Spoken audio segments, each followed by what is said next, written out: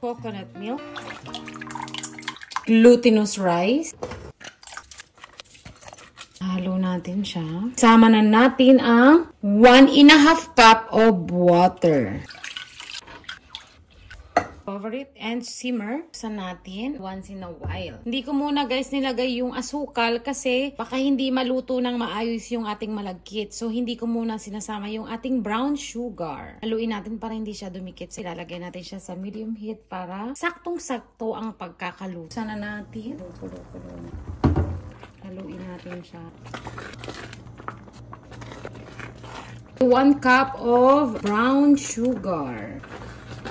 Haluin natin.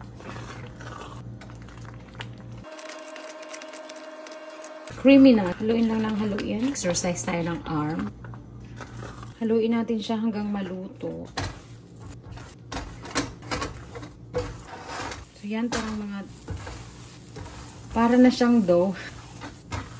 Kaya guys, talaga kailangan pa nagluto tayo nito is gagamitin natin is yung Teflon tulad nitong aking pot ng aking kawali o diba all in one. Pwede sa lahat. Kaya favorite ko talaga tong pan na to. All in one na siya. Pwede mo siyang pagprituhan, paglutuan, pagkuluan, lahat na. Di ko na siya guys nilagyan ng butter kasi di man siya nasusunog.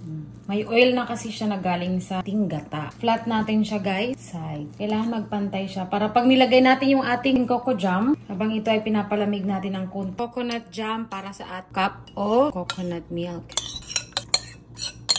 1 cup of brown sugar. At haluin natin siya once in a while hanggang mag-thicken siya. Haluin lang ng halo. Lagay na natin ang ating latte. Yun yung gusto ko guys para yung naglalatik na talaga. 350 na siya. Na-preheat na natin ang ating oven for 25 minutes.